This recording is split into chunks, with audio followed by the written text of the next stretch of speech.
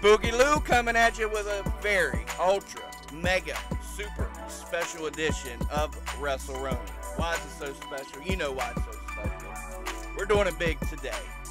We're welcoming a new co-host to the show. So folks, help me welcome one half of the former RSW Tag Team Champions, still undefeated in Victory Championship Wrestling, killing it in evil ways, killing it everywhere he goes.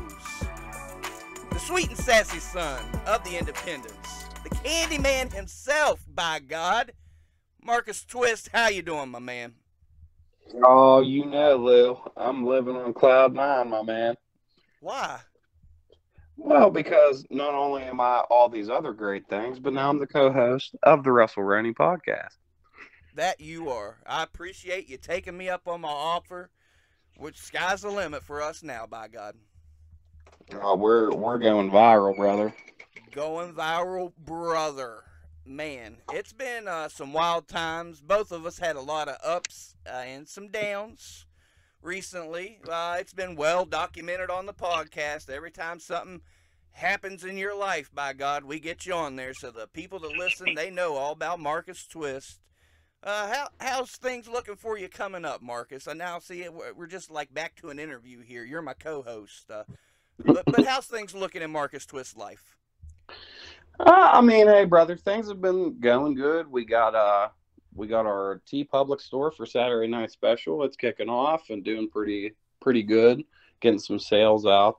Good. Next weekend, February 19th, we got the big VCW match against Mount Kilpiss, the I Quit match. Loser breaks up forever at VCW. So, I mean, preparations and training for that. We got a mystery appearance at the end of this month in New Jersey. Ooh. And I mean, like, outside of that, I've just been enjoying my time and spending as much quality time with the family as I can, hanging out with DD Vice at Applebee's, and I mean, just kind of, waiting for what happens next. Hell yeah. Well, you are missed in RSW, you know that, but it sounds like you're doing just fine without RSW, so good on you, brother. Oh, it's absolutely. I mean, like, we got plenty of opportunities. RSW might not be around for right now, but hey, if they negotiate a contract, maybe if they get me and DD Vice back together, you never know. I can't ever say never. Well, and I know you're a busy man. You got probably the biggest match of your career coming up, in my opinion, at least, in VCW. But have you been paying attention to the brackets for the big tag team tournament coming up? I've seen that. I've seen a lot of advertisement for the March Madness tag team tournament. March Madness, don't get me sued, Tim Cross. Damn. Jesus. And it's stacked, man. Team you guys went up against, House of Pain, recently on the podcast, going to be in the tournament. We got the Unappreciated, the businessmen, the Crummels and the Forge. What's their names? That's what it is. Crummels and DeForge, the businessman. That was a match that we had with them at Fuzz Fest this past year. Oh yeah, 2022 Fuzz Fest. Okay. Yep. I'm editing that bad boy up so the folks will get to see that sooner than later. That's awesome. Oh, that's probably one of the best Saturday Night Special matches ever. But it's some sort of businessman. It's not just the businessman. Yeah, see, like I don't really. Those guys aren't around too much. I know they do a lot of like northeast. The same thing with the House of Pain. Those guys are all in the northeast. I mean, like, and they're all over the place up there. So I mean, like, I'm not as familiar with them, especially like only working the one match. But those guys are good. They're really good, both of them. And let's call a spade here. Let's just get it out in the air. Marcus Twist doesn't watch any wrestling, so he's not going to know what kind of businessmen they are, even if he wrestled them. Hey, I just told you before we started the podcast, it's spur of the moment watching for me. Tell the folks the last match you watched. Well, it's the last match I watched was Eddie Guerrero and Brock Lesnar in No Way Out this morning. That's a rare treat. That's a hidden gem. Yeah, so like I watched that. I watched a lot of the promos building up to that match. Um, it just getting ready to go do my daily errands, and it popped up on TikTok, and I was like, I'll just watch all of this, all the build up, all the promos, the actual match itself, Eddie Guerrero's first WWE title. Uh, I mean, it's fantastic, but that's the kind of stuff I watch. Don't watch I no mean, indies. like I don't stay updated on like current product, but like we were just talking, I might rewatch the get to watch for the first time a lot of it, the ECW like backlogs. I'm excited for you there, man. Oh my goodness. When I discovered ECW in my teenage years, that was a whole new love for wrestling. That's when I started appreciating the sport of wrestling and the athleticism that goes into wrestling. That ECW was a game changer for Spooky Lou, to say the least. Well, and I watched the Royal Rumble. Oh, did you? Not all of it, but Not all almost of all of it. it. Yeah, not all of it, but almost all of it.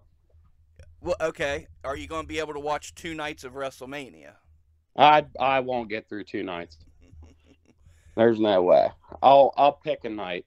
Listen, let me tell you about dork ass Spooky Lou and WrestleMania week. It used to be WrestleMania weekend. Now it's WrestleMania week because all these indies come to the area. This year it'll be California, Los Angeles, and they'll have shows around the surrounding area.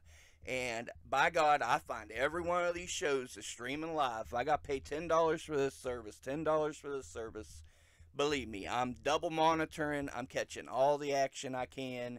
It's like my Christmas. It's like my wrestling Christmas. And by God, I watch panels and shoot interviews. And, oh, dude, I get wild on WrestleMania week. You'll see. No, I mean that's where to be wild. That's the biggest wrestling event of the year. Of So course. I mean, like there's going to be more wrestling than most people can handle. Obviously, Spooky Lou can do it, by God. Listen, that's go ahead. one 3 hour show is more wrestling than Marcus Twist can handle. Well, and to be fair, I'm giving you shit, but you do have a few more responsibilities than I do. I take advantage of my free time, the much I have, and I watch a lot of wrestling. But like I say, I'm well aware you got the old shoot job. I'm sure you're training. I'm sure you've got a family as well. So Oh yeah, there's no day that I'm not busy. right. That's for sure. I've been pretty damn busy lately myself, not Marcus Twist level. Thank God I'm unemployed and can do these little things here, but I even got another opportunity, Marcus. So while we're on here, I want to thank you for you, Tim Cross, Billy Knox, Remy LeVay, there's Zach Myers, Zeke Mercer. There's been a lot of folks that's helped Spooky Lou once I started this weird journey of this podcast and what it's led to that's beyond my wildest dreams. So I thank you. You were one of the first ones, sir. Thank you. Well, it's yeah. I'm just doing what a brother does, you know. That's what I'm here for. We're all here to advance each other. And I'm learning that, man. There's a lot of good folks in the wrestling business. So you never know where you see old Spooky Lou pop up next. Of course, it's not about me. I'll record the action so you can see it. I'll tell you about the action so you know where to find it. I'm not trying to be a character or a superstar myself. I'm trying to make sure that I get a couple eyeballs on some of the talent that you're missing out on, and you should see, like Saturday Night Special, like Billy Knox, like Zeke Mercer, like Mad Dog Zach Myers, and Tim Cross's promoting skills. Tim Cross, what's Tim Cross mean to you, Marcus Twist? I mean, like where we stand right now, it's not like me and Tim Cross aren't on good terms. I think we've talked about it like briefly before. Mm. I see how successful everything's going, and I'm glad that the tag team division is still doing its thing without us being a part of it. I might not agree with some of the things that have happened, but like I said, who knows? Maybe one day we'll sort something out. We'll get our differences and set them aside, renegotiate. But as of right now, like I wish him the best. He's doing really good. From what I've seen, watching RSW TV and paying attention to the way he's promoting the upcoming matches within the next few months. Everything is going great for those guys, and I'm happy for them. Good. I could be a bigger man and say that I'm happy. Look at you. And never say never in the wrestling business, by God. If Bret Hart can come back to WWE, anything can happen. Yeah, you might be able to see Saturday Night Special at RSW again if Bret Hart can come back and work with Vince McMahon. Marcus Twist over there like, who the hell is Bret Hart?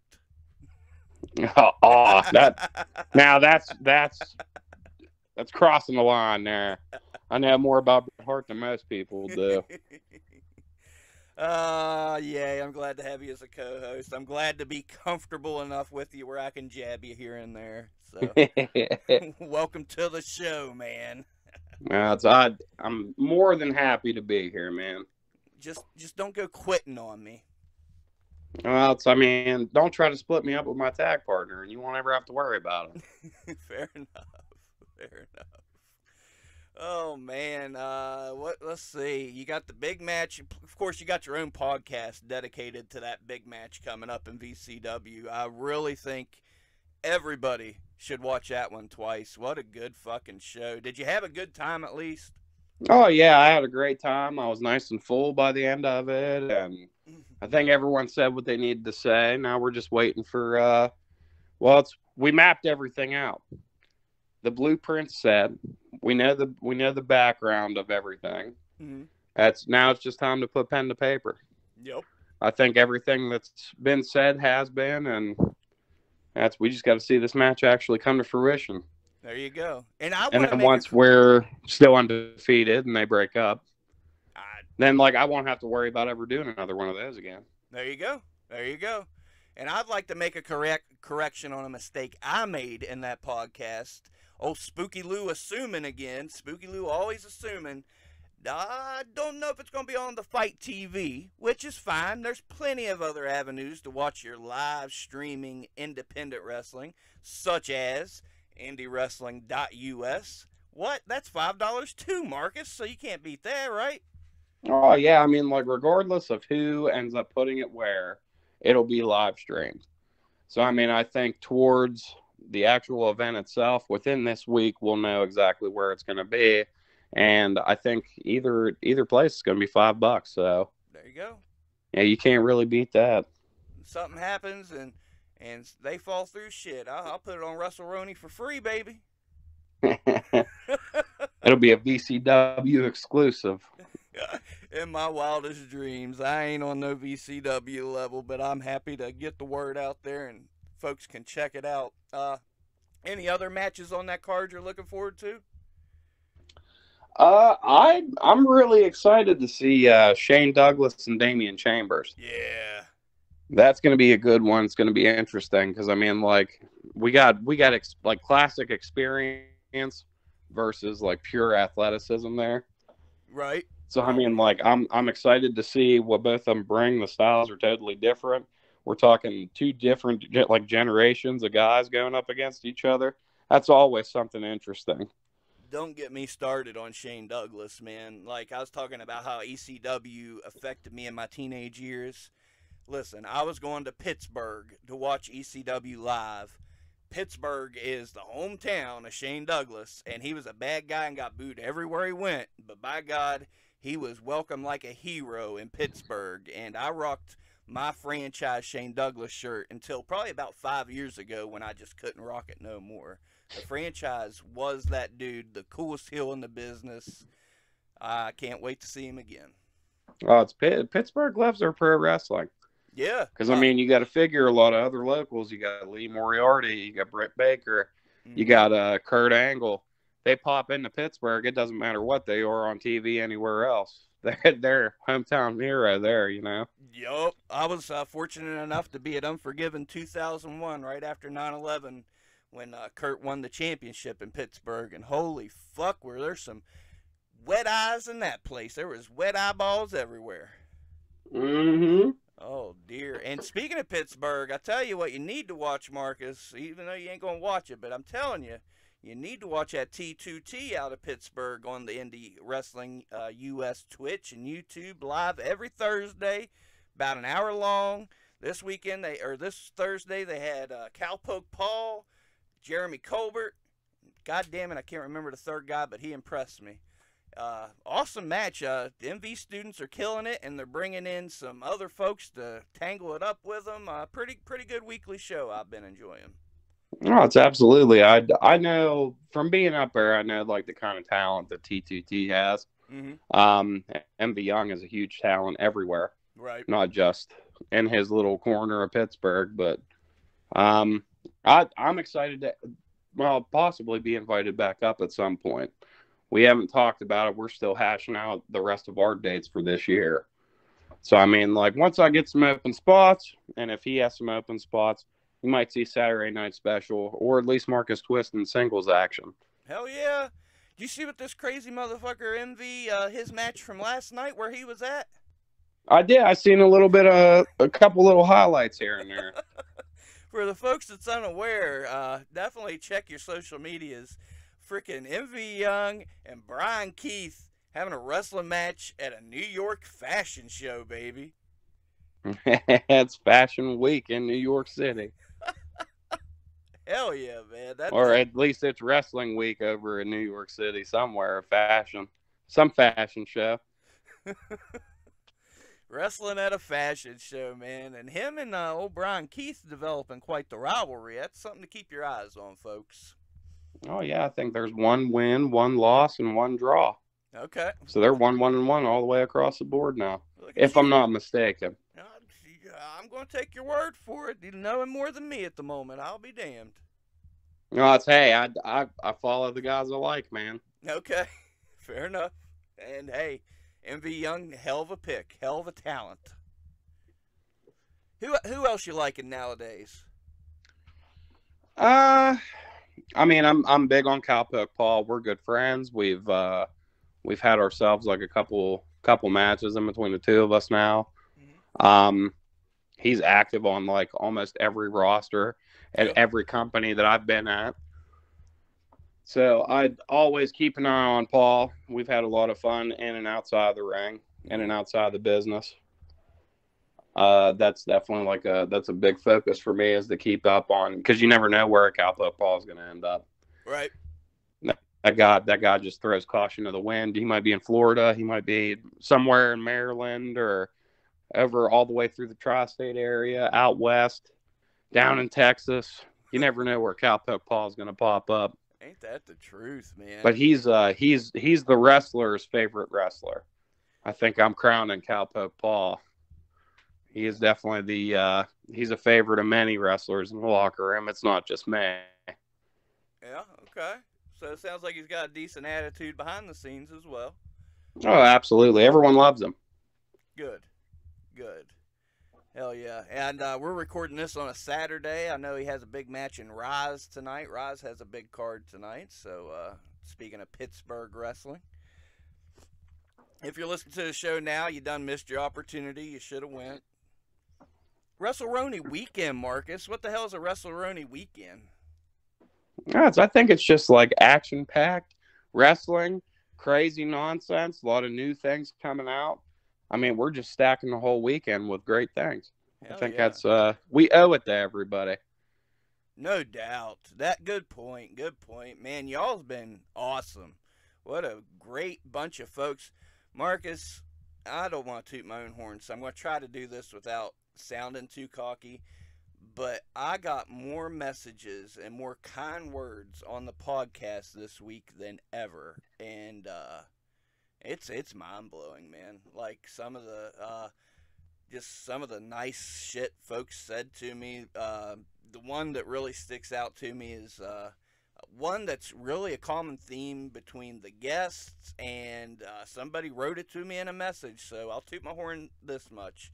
They said what they enjoy about it is an hour goes by and you don't even realize that it goes by so fast. So that means more than I can put into words. So thank you to everybody for your kind comments, your messages, your support. We wouldn't do it without you. We got a new co-host. You can hit him up and tell him some kind words as well. Well, it's now all the kind word because I've heard plenty about me being the new co-host. A lot of people reached out to me personally, like, "Hey, man, you deserve it. You're one of the talkers. You're one of the guys here to entertain people." And I figured the best way that we could crown this, so it's not just the two of us just sitting here and just talking about what's going on local, because I figure you could probably follow anything to figure that out. But why don't we make it special? Make it real special here on a Saturday, sitting here, instead of doing the normal back and forth in between the two of us that we normally do. You ask me questions, I give opinions. How about I interview you for the first time and we Oh, get to hear what you think? okay. Who am I to say no? All right. Well, thank you, brother. Okay. What's on your mind? See, all right. So the first question is what's your backstory? What got you dead set into wrestling? What makes you so passionate about this business? Okay. I've told bits and pieces. I'll try to add some more details to it. Yeah, so I want to hear the whole thing. The whole thing. All right. Okay. 1991, right before SummerSlam. Now, my dad had watched wrestling before this. I remember him ordering WrestleMania 6. I remember that being on during the afternoon one day. But it never really caught my attention. I was into Ghostbusters. I liked Ninja Turtles was my shit around then. I was 6, 7 years old, man. I liked cartoons and shit. But it was the Beverly Brothers attacking Jim the Anvil Neidhart when he was on crutches. And I can still see it. And I was like, whoa, wrestling's like this? I always thought of it as a sport. I never saw the entertainment side. And from that moment on, man, you don't even, like, I won't even go into depth about how bad it was. But I recorded every episode, every pay-per-view. Believe me, up until probably about 2002, I recorded everything. I was a tape trader in the 90s, so I had tapes coming from Japan. I was, as soon as tape trading was a thing, I was tape trading. But let's skip back. My aunt would order the pay-per-views. I'd go to her house and watch them. Never missed a pay-per-view. I was mainly a WWF guy. Once NWO rolled around, and Chris Jericho as well got me into WCW. But then in 98, I was a diehard wrestling fan. I went to local shows. Wrestling was my shit.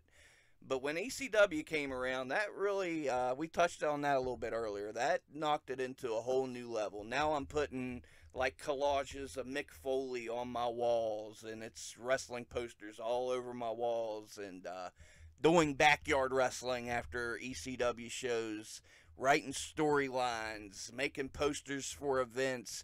And we, when we did backyard, once we got in our groove, got Billy in the mix, some friends up Philippi. I'll shout out Hardcore Heston and Glenn Suicide and some of the. We had a pretty sweet roster, and it kind of. We were kind of local superstars, man. Like the high school got into it. If you look me up in my high school yearbook, my senior year, it says most likely to be WWF champion, and there I am putting my buddy Glenn in a headlock. Hell yeah, brother. So I've always been the wrestling guy, man. And even, when shows were around here in my area in Fairmont, I'd make sure to go out to them. I was lucky enough to wrestle on a couple shows, even though I was a backyarder. And then I'd start showing up to these shows, and they'd be like, Jimmy Blaze, you ain't working tonight. And that made me feel good because people thought I was a fucking wrestler. Jimmy Blaze. That was your Blaze. worker name, Jimmy Blaze. Yeah, because my worker name, in backyard, my name was Jimmy Hotballs. But, but Billy Knox had found a briefcase along the side of the road that contained wrestling tights, boots, and all kinds of stuff. And they had a JB on them. And come to find out, they belonged to the great JB Brooks. But they had a JB, so I said, well, what can I do with JB? Jimmy Blaze was born. That's a fantastic story. I think we've touched base on that whenever me and Dee Dee Vice were on our way up to Evil Ways. We heard a little bit about that. Oh, okay. Okay. Yeah, it's nothing to write home about. My first match was against my best friend in the world that's going, Chris Carrero. He was so nervous. Johnny Demonic, if you're out there, you're the coolest dude in the world. He gave us every tip that we did not deserve, did not earn. He really guided us through how to make a match. We still did terribly and bounced our head off the mat, and they ended up coming and telling the referee to tell us to wrap it up, and we sure did. And I went into shock afterwards, but I did it again the next week, by God, against an MMA fighter, so for what it's worth. And then James Simpson counted out the MMA fighter when the MMA fighter wasn't fast enough to get in the ring, so I got my first win. Well, hell yeah. It's good to see that James Simpson's been part of something good. Now, you say that you've done, like, I want to touch on this tape trading thing because, like, whenever you were getting into wrestling, I was literally a year old. Right. So the tape trading and things like that, we're from two complete opposite generations of wrestling fan. Yeah. Now, what's like the craziest tape you've ever gotten? What's some of the crazy stuff that you've traded out there into the world? Man, the one me and Billy would watch almost every weekend, when you say craziest, had to have been the supermarket death match. You just take, I think it was like 6 Japanese dudes, this open supermarket basically with all these storefront stores. They're going in the stores, hitting each other with big ass fish, throwing cash registers at each other, taking chunks out of their arm.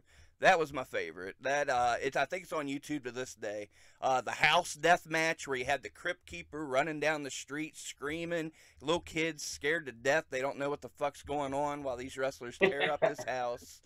Oh man! And I would come home, Marcus, from school, and I would literally have a garbage bag hanging off my mailbox full of 10 to maybe 20 wrestling tapes. I had, I think, 4 to 6 VCRs, constantly dubbing tapes to get them out.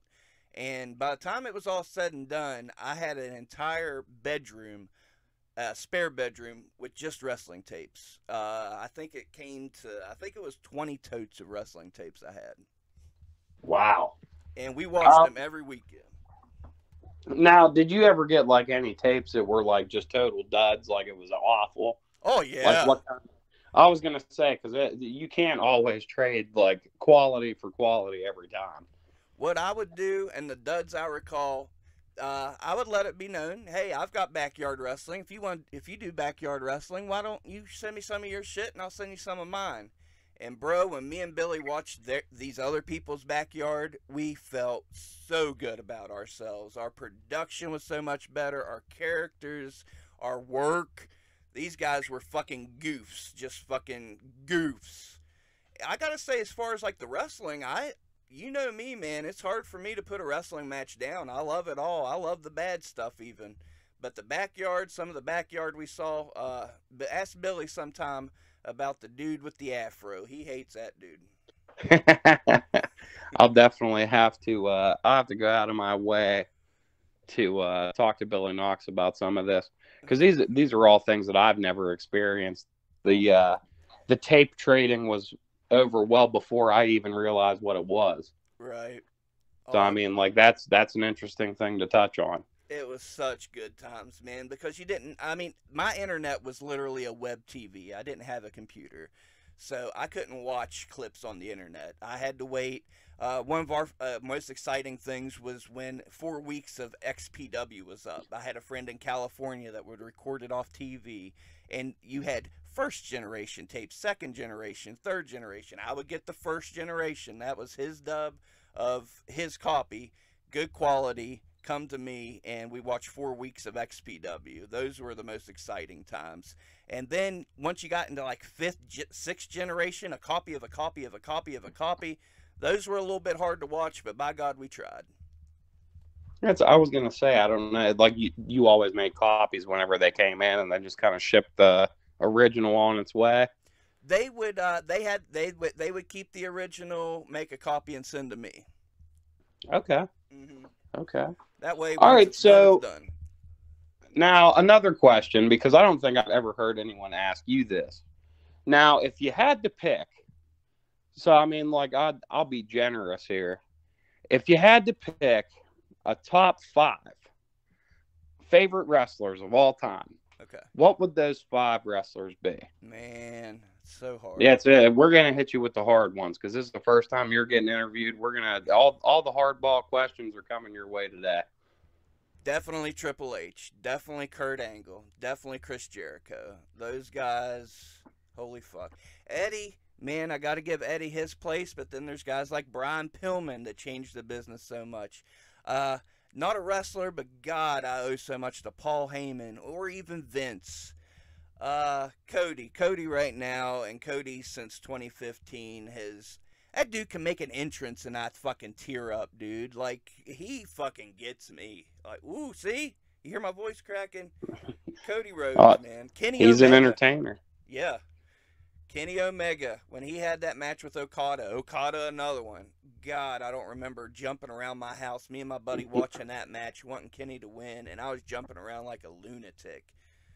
But, when Triple H made his comeback after his quad tear, like, I was the first on the Triple H bandwagon whenever he turned heel and had that promo with Jim Ross.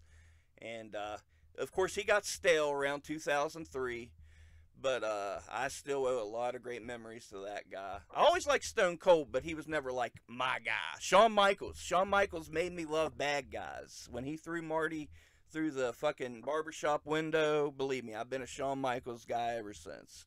Oh, that's a classic moment, man. I should have hit you with a top 10. Oh, you man. threw out more names than I thought you would. Fucking Jeff Jarrett. Let's give Jeff Jarrett his due. I still remember whenever I talk about athleticism in wrestling, Shawn Michaels and Jeff Jarrett in your house too. I couldn't tell you how many times I watched that match. Well, not to mention the fact that like Jeff Jarrett looks better now than most of the young guys. And doesn't get near his due for all he's done in wrestling. AJ Styles, fuck, man. I could go on for fucking days. There's Terry Funk. Why did I say Terry Funk? Jesus Christ, Terry Funk, God bless you. Shane Douglas. Like, Shane Douglas was my dude. Well, you'll get to meet him here soon. I've met him before, and he was very, very nice gentleman. Well, you'll get to meet him again. You'll have a first meeting with him. There you go. Well, I'm sure that's what they call it, the first meeting. Can't wait. Cannot wait. He ain't going to remember me either. I've been in the locker room with him before. He's been around a lot of dudes, still fucking doing his thing. Fuck yeah. Oh, yeah. I mean, like, there are guys that wrestled many generations before, and they'll probably continue to wrestle many generations after. Yep. A lot of guys just have 10 years in. Yep. So, I mean, but these guys are in it for the long haul, man. God bless Shane Douglas. He's still fucking doing it. But yeah. I have an original ECW action figure of the franchise Shane Douglas. Hell yeah. I used to signing it for me. Hell yeah. That's awesome. I used to have all those. I don't know what happened to them. You guys and your wrestling figures, man. Everybody in the wrestling business about their figures except for me, I guess. Oh, hey, brother. I mean, I started you might have had tapes, but I have an extensive collection of actual memorabilia and action figures. Okay. That was always a big thing for me before I had ever gotten real heavy into wrestling, and actually started training and went out and started doing it myself. That's what I did. Okay. Matt Cardona broke me in super hard to wanting to collect every goddamn thing. And that's what I was like, all right, this is what we're doing now. And at one point I had an entire collection of Hasbros. Okay, really? Oh yeah, I had the whole set. Damn. Wow. No, I had a buddy that was into collecting the figures and the memorabilia, and I'll never forget, we went to an ECW show, I believe it was 1998. And Masato Tanaka had wiped his blood on the white paper program that you got at the event. And it was probably 5 years later, he opened up his drawer and showed me that program with all the brown caked nasty blood still on it in his top drawer. Woof. Pretty fucking gross, but kind of fucking cool. Well, it's all right. So that brings me on to ask this question, because we're touching base on hobbies and backstories and things of that nature. What's your favorite wrestling pay-per-view or maybe even wrestling moment? Oh because man. those can really like establish like somebody's love for the business. I know my favorite was like the I Quit match in between like Bret Hart and Stone Cold. Okay. That was like a big one for me. The ladder match in between Razor Ramon and Shawn Michaels. Yeah. That's another big one. So I mean, Man. like, what's your one moment if you had One to moment. pinpoint it? Damn. Okay, I'm gonna throw this out there, but I'm not gonna say it's my one moment. But it changed a lot for me. ECW Living Dangerously 1998 was the first ECW pay-per-view I actually gave a chance and watched, and I went into earlier about how that changed a lot of things for me. Oh man, Raw that I really remember was the Raw where Stone Cold just kept whooping Bret Hart's ass the whole show, and even in the ambulance and stuff. I remember going nuts for that.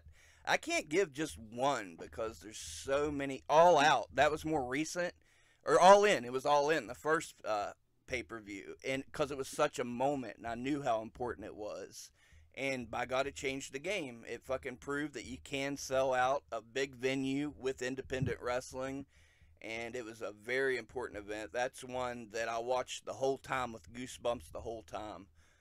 Oh, geez, there's so many, man.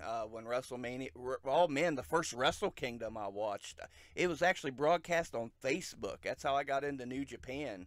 One of the first it was maybe Wrestle Kingdom 9 or 10. It was like around 2015. That was an important one. I've been lucky enough to see a lot of awesome moments live. I was there when Foley went off the top of the Hell in a Cell at King of the Ring. I do remember you talking about that. That is a moment. That's a I fuck. forgot one of my biggest moments was the Ultimate Warrior beating Hulk Hogan and Okay. being the Intercontinental and the Heavyweight champ. Yep. That was a huge moment. I was a big Warrior guy. See, and that's funny because that's the pay per view that I mentioned that my dad had ordered and I didn't give two shits about and was playing with my Ninja Turtle toys probably. So, Hey, I like Ninja Turtles too, but not as much as the Ultimate Warrior. uh, you know what? I love you, but fuck the Ultimate Warrior. Can't And a fucking lot of work, people feel that way, man. and he's a fucking asshole. So fuck him. Well, it's my biggest thing. Anytime anyone ever talks about the Warrior or talks about Bret Hart, you got to separate the gimmick from the man. Oh I yeah. mean, yeah, was Jim an asshole? Fuck yeah, he was. But the Ultimate Warrior was the running replacement for fucking Hulk Hogan. So I mean, for an entire generation of kids, especially with me being little the way I was, Mm-hmm. like seeing face paint and masked wrestlers, like that, those were the two things that were over the top for me. I was like, I like the guys with face paint. I like the guys that wear masks. I get it. I get it.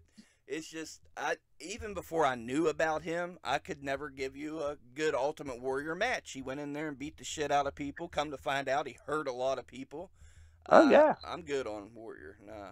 And See, it's everybody he's bringing always up been Chris over with Benoit me. too, huh? That's it. He's always been over with me. I understand completely. And now looking back on it the way I did, Mm-hmm. I wish the Warrior would have did what Sting did. Yep. Whenever they were in the Blade Runners, they were just two random guys from a gym that they brought in because they were fucking huge, but they never learned how to work. Right. Sting split off and became one of the best wrestlers of all time. Yep. The Warrior just did the same shit and thought he fucking knew everything. Yep. But, like, could you imagine if things would have changed? Like, if the Ultimate Warrior went out and got trained the proper way. You know what? That we'd probably still see him today. He'd be with Sting in AEW. He probably would have been an even bigger dickhead knowing he could work. Get him even more cocky.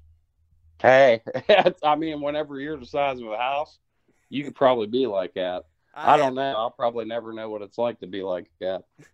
I have zero faith in that human being. I'm sorry.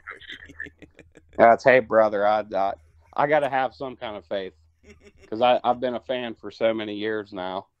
I understand. Believe me. I just wish he would have been a better person. I'm trying to figure out a scenario where like he's not an asshole. Good luck. It's just like it's really hard. Hey, but maybe if he would have got humbled up a little bit and just wouldn't have like kicked Hulk Hogan's ass at WrestleMania, maybe he'd have been different. And don't get it twisted. I'm all for some guys making a ruckus backstage, some guys being cocky and knowing their worth. I'm a huge Enzo Amore guy. I don't give a fuck Enzo all day. I got that dude's back forever. I'm all for Roddy Piper. Shit, I mean, he was cool and he was a good brother to a lot, but he fucking knew his shit and he fucking made sure he knew his politics as well. So I'm for some, cocky assholes, but Ultimate Warrior is just a terrible, terrible man.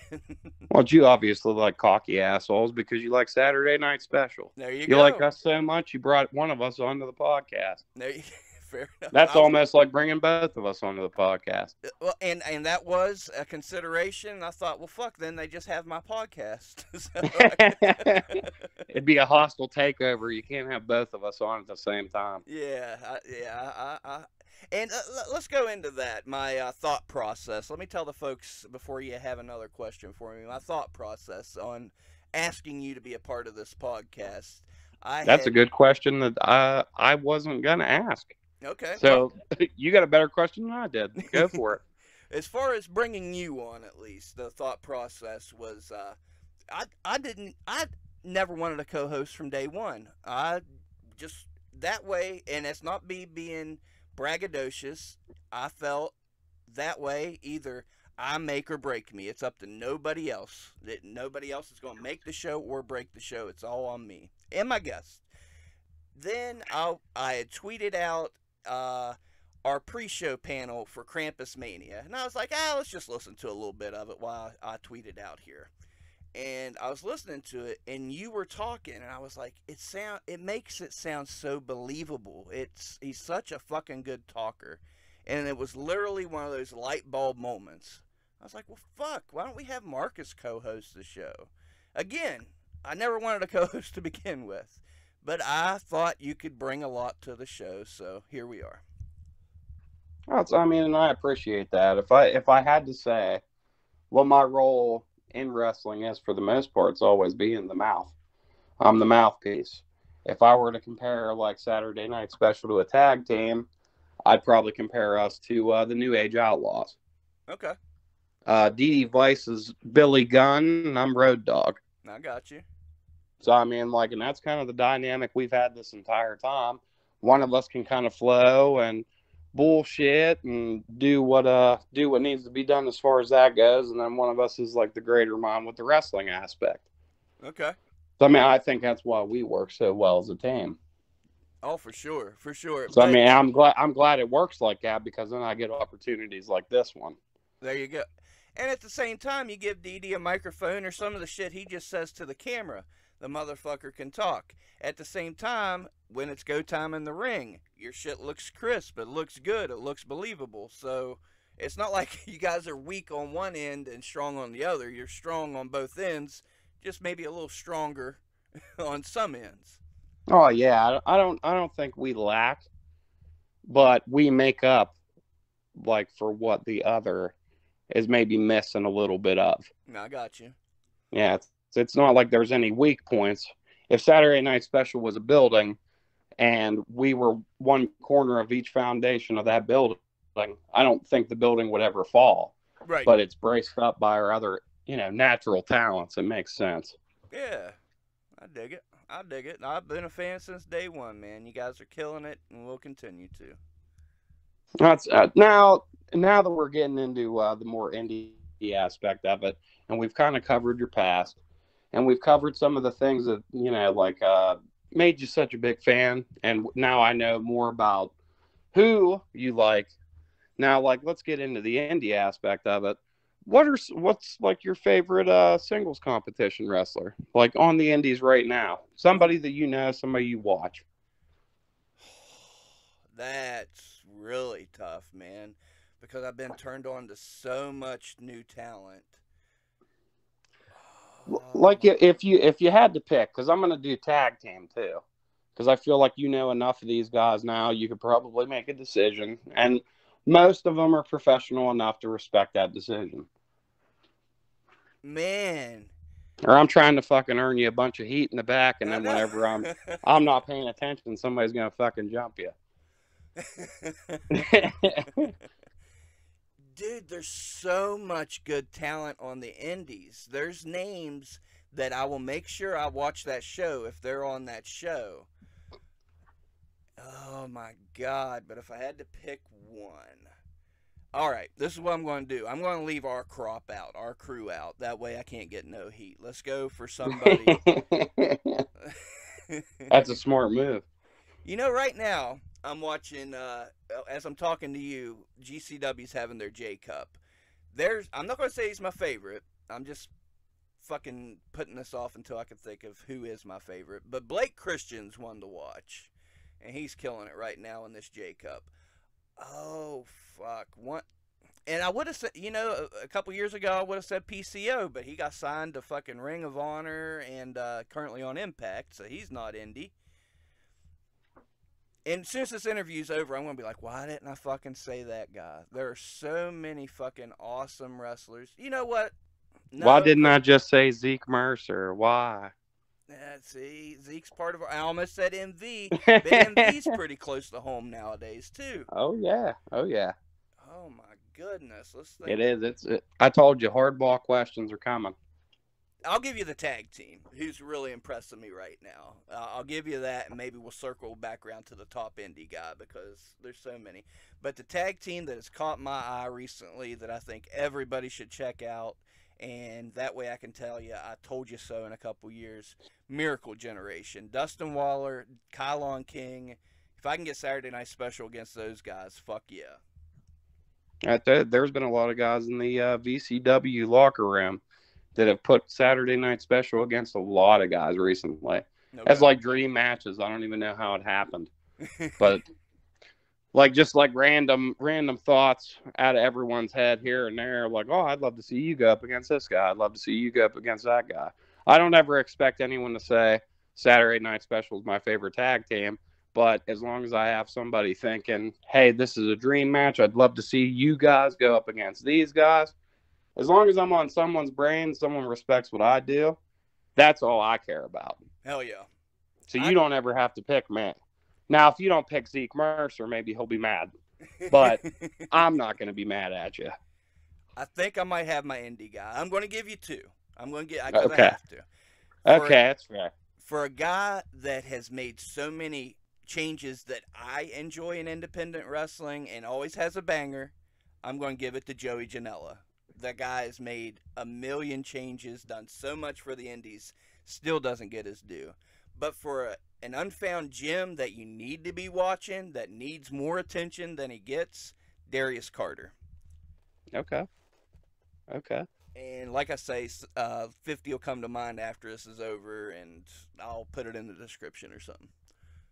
Well, hey, brother, it's totally understandable. I respect your answers. That's why we're here. I wanted to interview you. I want to pick your brain. And we can't pick it if you don't give out honest answers, right? I guess. I guess when you asked me that, though, I just froze up. I was like, shit. Because we didn't talk about anything we were going to be talking about. We just went in here raw. Yeah, that's always the plan. I gave up notes months ago. All right, so now this might be I don't know how long we've been going. You're the guy on the time here. I don't either. I've been watching the J Cup. All right, so now we've talked about a lot of influences and a lot of things that have got you to become a fan, as far as wrestling goes. Mm-hmm. Now, do you base any of the stuff that you do as far as the podcast? Do you have a podcast you listen to that you kind of get inspiration from? Or do you have somebody that you look up to that is a podcast host? How does that work? Do you have do you look up to somebody in the same way doing podcasts that you do as far as guys that wrestle? Nope. I try. You don't have any kind of inspiration? Nope. As far as the podcast goes, it's something that I want to be unique, so I don't want it to sound like Talk is Jericho. I don't, honestly, since the podcast started, I've really don't listen to hardly anything. I might watch the occasional Wrestling Mayhem show, but, and even before the podcast, I think really all I listened to was Talk is Jericho here and there, so I honestly don't even know how podcasts work, and that's kind of what I want WrestleRoni to be, is a podcast that isn't the norm, and I Yeah, think we're that's what not we're doing. following the guidelines Yeah. here. I intentionally like miss podcasts that way I don't sound like somebody or have the same format. Yeah, it's I was always curious. Like, I wonder if he listens to Jim Cornette. I wonder if he listens to, Colt Cabana or, Chris Jericho or I Matt. Like, I listen to Matt Cardona and Brian Myers.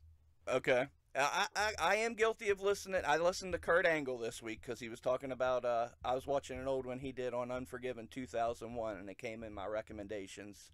So I had to watch that. I'll watch clips of the Flair podcast here and there, but it's usually just clips here and there. I don't. I try honestly try to avoid them, but I still want the information. I still want to hear the stories and shit. So it's a double edged Right. sword, I guess. Yeah, so something that sparked my interest that I saw earlier today. Gregory Iron has his own podcast, Ooh. and he's been, I guess, doing a lot less as far as getting booked Mm-hmm. goes. He's been doing less actual wrestling bookings, more talking on his podcast. Okay. So I want to look into it because he posted a screenshot of a comment section from YouTube. Mm-hmm. And I mean, like this is like some shit that happened today. So this will be, whenever this podcast comes out, the post will probably be a couple day old. Mm-hmm. But he points out there's a guy that posts a match and he's thanking everybody for the opportunity that he's getting and like blah blah blah. People have helped him, get into this or that. And uh, somebody had asked him like, "Oh man, you had your first match. That's great. Like, how long have you been training? I didn't even know." And it was basically like, "Oh, well, I started like today. I Mm-hmm. only trained for an hour and I went out and had my match." Okay. And Gregory Iron posts this, and that's basically like from his podcast. I think it's like Iron On or On Iron or whatever it is. Okay. But he was basically talking about how this is why I don't wrestle anymore. Oh. So I mean, like that's something that like I think that we might see. We don't see it personally because a lot of us have been trained professionally for years now. Mm. Um, but whenever you're a name and you go out into the wild and you're showing up for the money agreed upon or whatever, you might not know anything about your opponent. And Mm. I think that's what he's saying is like, hey, working lately has been really unsafe for me, Okay. and that's why I'm stepping back. I see. I think that's so. I mean, that's an interesting thing. Yeah. Little side note for you. And believe me, man, I'm still learning. Believe me, I have prepped for this opportunity all my life. I've watched shoot interviews. I've read books. I've read so many books on wrestling. And thank God I had a lot of knowledge about respect and locker room etiquette, so and so. But I'm still fucking up left and right. I'm still pissing off people without even trying. It's a delicate world we're in. Oh, it's extremely, it's delicate in a way that like how you have to handle a newborn baby Yep. is how you handle a wrestling locker room, Oh my. especially being an outcast, being somebody that's never been in that locker room before. Yeah. I mean, like you might look around and not have any friends there. You might Yep. have got just booked by yourself. You don't know a soul. Ooh. So I Oh mean man. that's why you end up reverting back to that classic like all right, let's shake hands, let's introduce ourselves, let's be professional and respectable. Yeah. And if you're not and you're not trained and you're not put together the correct way, you'll end up being screenshot and put on Gregory Iron's Facebook page. Right. So Oh man, yeah, it is. Like I said, I've been in that spot, VCW. I remember the first time just going out and smoking cigarette after cigarette and being out of my element because, I mean, you guys were there, but you were about the only ones I knew. And oh, whew. it's the first time that we went there, so we almost knew everybody. Okay. But it seems like as time goes by, there are newer and newer faces. Right. Um, but you just revert back to those old locker room etiquette like suggestions, Mm-hmm. and almost always you're gonna be welcomed in. Everyone's gonna be like, "Oh, he's a good brother." And that, yeah, He's here to do work, and then you go out there and you're safe and you take care of the other guy, and you never have anything to worry about. and that I've been super fortunate so far. Super fortunate that I've been in awesome locker rooms where everybody's cool. I recently had my first brush with drama recently, which we handled and everything. But up until that point, everything was just fucking roses and birthday cakes and peaches and cream, baby. But I finally got a little taste of the drama. But at the same time, the locker room was cool. I felt safe the whole time. But I finally got a little taste of it, and I'm sure I've got more to come. Yeah, it's brother. It's part of the learning process. Yeah, we're all You're not learning. gonna end up like batting 1,000 every single time. It just doesn't work. So far, so good, though. So far, so good. Hmm. Yeah, there's no major setbacks anywhere. No, no, I wouldn't change anything for the world. Even the drama, I got a kick out of it. So fuck yeah. Hey, brother, that's all that matters. As long as you're entertained and no one's hurt, doesn't matter. I was fucking Um, entertained. so what now? Like now that we've talked about like some current stuff, we've talked about the past. What do you see for the future of the WrestleRoni podcast? For, Because I have a little plan myself, and we've talked about it a little bit. But hmm I want to see like the direction we're going to continue, some of the things to look forward to, some of the things that you'd like to see happen. I want to go with what works, man. Talk about being fortunate, man. Have I been fortunate to just have some awesome guests and people that just tell all and are super honest, and I'm so proud that I've been able to spotlight the good in wrestling. I say it all the time. I am the antithesis. I'm the opposite of Dark Side of the Ring. I get out the good stories about the brotherhoods and everybody looking out for each other and the family thing. So more of that. We're on different platforms now. We're also on Anchor and Spotify. Why don't we do some live ones at shows sometime? You know, that'd be fun. In a perfect world, in a perfect world, let's go ahead and put it out there now, Marcus, since you asked.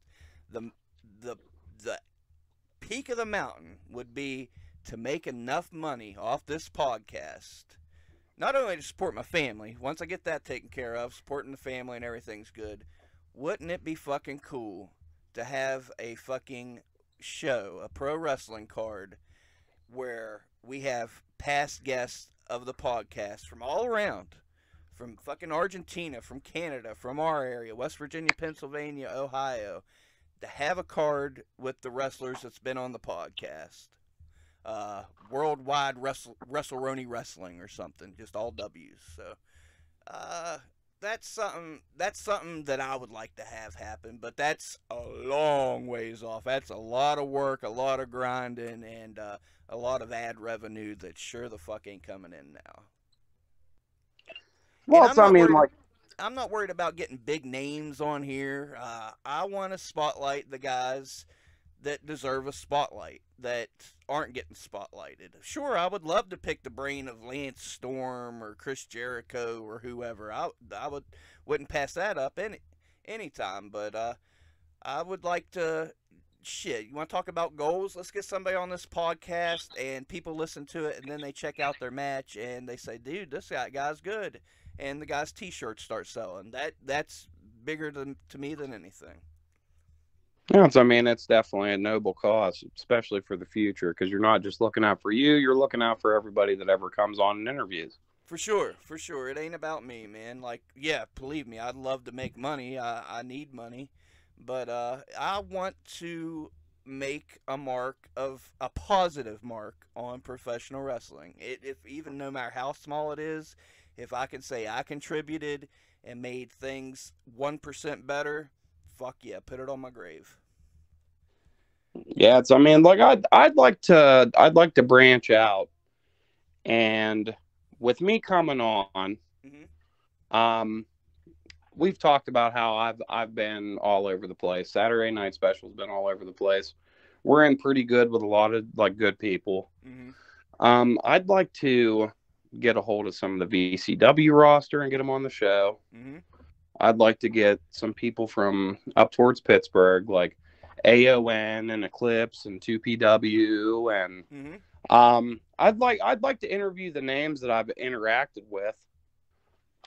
Maybe get like Fulton on, Madman Fulton. That'd Oh be yeah. something nice. Because that guy's really down to earth, really nice guy. Yeah.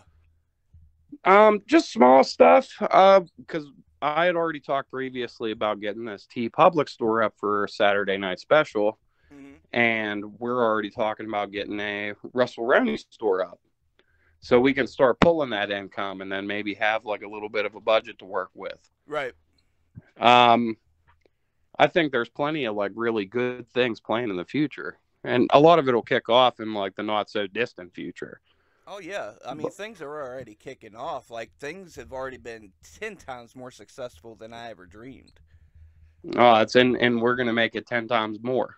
I believe it. I think, I think that's my goal with this. Like personally, it's always with wrestling. It's always leave the business better than I found it. Exactly.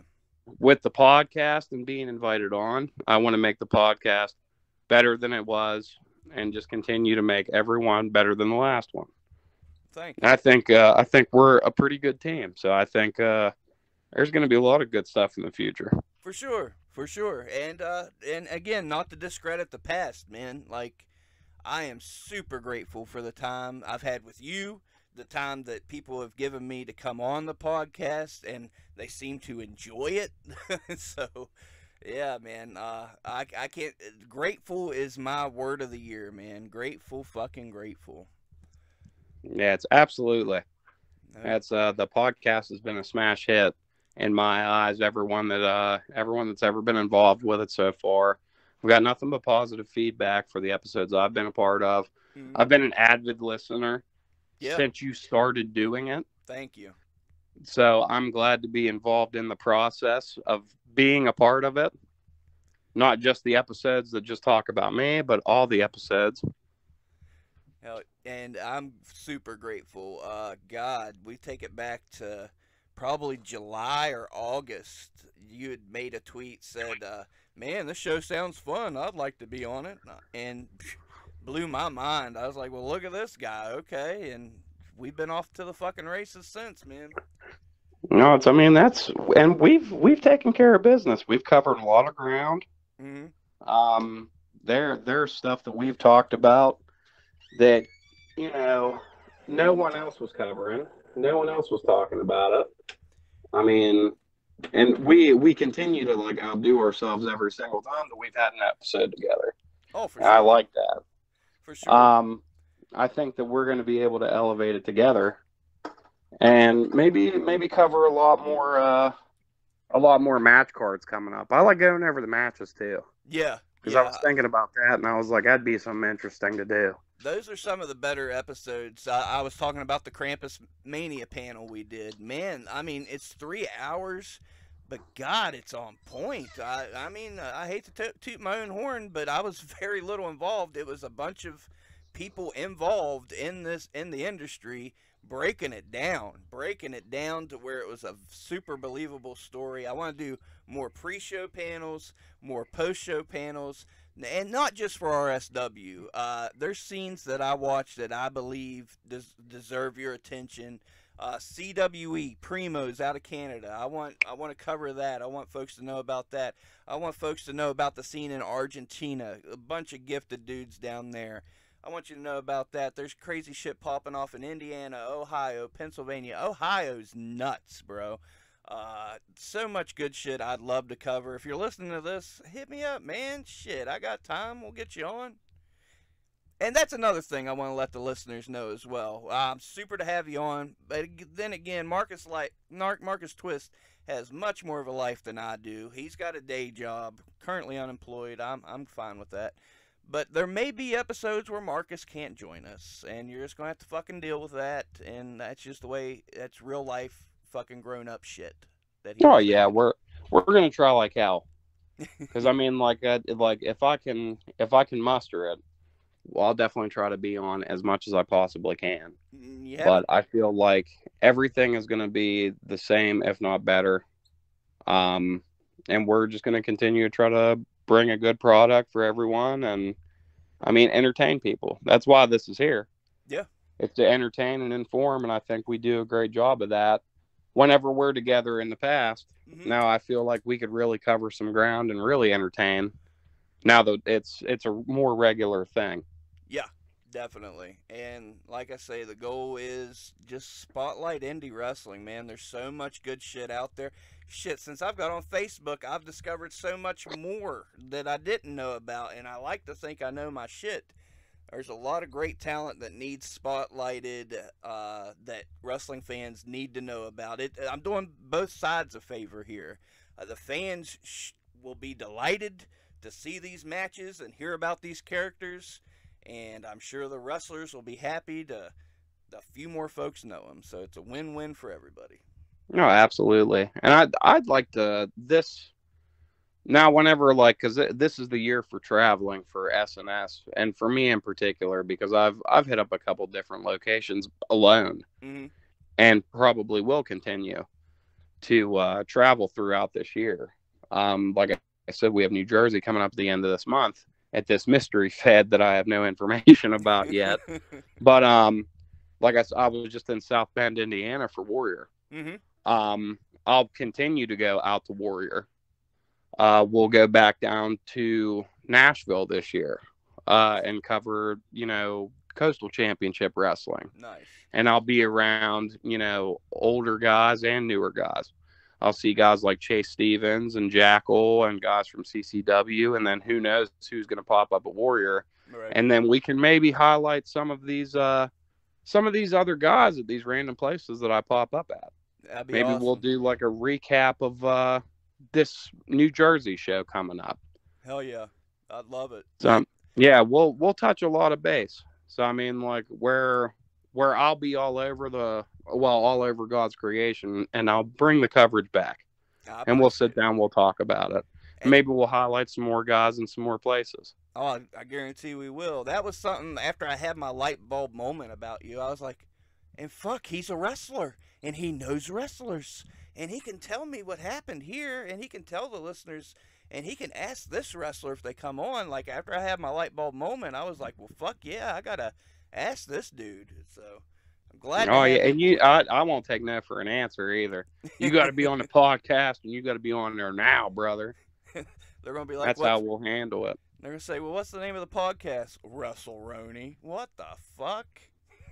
Don't make fun of the name, or I'll whoop you.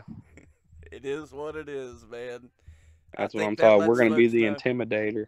It lets folks know that we're not too serious about what we're doing. I love wrestling, but let's have some fun too. Let's not get on here and be all hateful and drama filled. No, we're serious about bringing top quality stuff in a not super professional setting. It's not going to be like watching ESPN and getting all your information, but it's not like you're going to be watching like stand-up comedy either. There you go. We got a nice little blend of both. Yeah. Oh yeah. We definitely have a formula nowadays, and folks seem to like it. So hey, again, to the listeners, to the audience, God bless y'all, man. It blows my mind. It really fucking does. Oh, it's mine too, man. I'm excited for the future. It's definitely giving me something to look forward to outside of wrestling and everything else. Because this is fun. This is something I've always enjoyed to do. Hell yeah. Well, I'm glad to have you aboard. I'm sure we've went over an hour. Let's check, because Joey Janela just beat Starboy Charlie, so I can check the time here. Oh, yeah, we've already went 10 minutes over, but that's how we do. You got any final words? Anything you want to sell, Marcus, or anything at all? We'll have, like I said, we got the T Public store up for Saturday Night Special. Me and DD Vice have our own individual stores over at Pro Wrestling Tees. Mm-hmm. Coming up soon, probably by the time this podcast is out, I'll have the WrestleRoni podcast, the individual one, put up on T Public. Okay. So, I mean, we'll get some designs out there and some options for all the listeners. We'll make sure we share that link. And, I mean, like, just stay updated. We'll make sure that we share a bunch of stuff. Check me out on social medias. Make sure you like and subscribe over on YouTube to the WrestleRoni podcast or wherever you find your podcast that we're on. Yeah. I mean, like, that's pretty much it, man. We're plugging everything I got, and it's about to be everything you got too. We're gonna plug it all. Plug it up. Keep it plugged, by God. Plug it in. Plug it in, plug it in.